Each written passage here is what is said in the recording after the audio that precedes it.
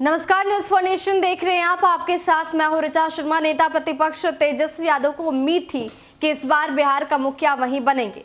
हालांकि चुनाव के जो नतीजे सामने आए उसके बाद से तेजस्वी यादव चौंक गए और उन्होंने आरोप भी लगाया कि चुनाव में मतगणना के दौरान गड़बड़ी हुई है, क्योंकि वो हारे नहीं बल्कि उन्हें हराया गया है। जिसके बाद से अब बड़ी खबर सामने आ रही है कि निर्वाचन आयोग ने तेजस्वी यादव के इस आरोप को सिरे से खारिज कर दिया है।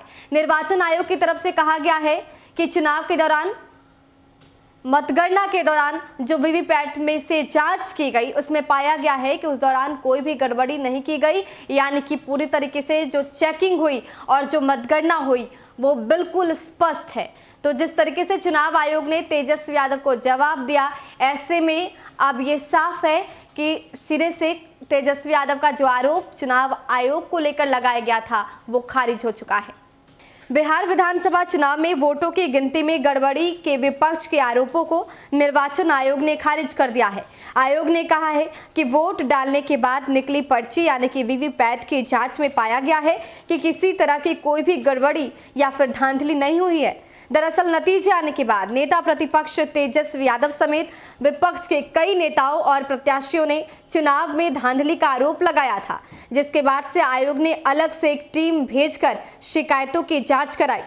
बिहार के मुख्य निर्वाचन पदाधिकारी कार्यालय के अनुसार दर्ज आपत्तियों से चुनाव आयोग को अवगत कराया गया था। हालांकि आयोग ने मतगणना के अगले ही दिन प्रेस कॉन्फ्रेंस करके आरोपों को खारिज कर दिया था।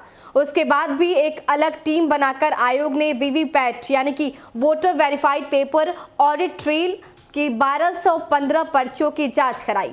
आयोग के प्रवक्ता ने बताया कि उक्त पर्चियों को ईवीएम से मिलाने के लिए अटकल यानी कि रैंडमली के आधार पर चुना गया था। इसके बाद उन्हें ईवीएम से मिलाया गया तो पूरी तरीके से सही पाया गया, मतलब कि सारी पर्चियां ईवीएम से पूरी तरह मिल रही थी। आयोग की जांच रिपोर्ट से आपत्ति दर्ज कराने वालों को भी अवगत कराया गया है।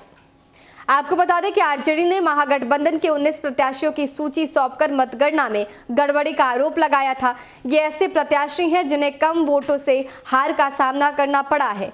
3000 से कम वोटों से हारने वाले कई प्रत्याशियों ने अदालत का रुख भी किया है।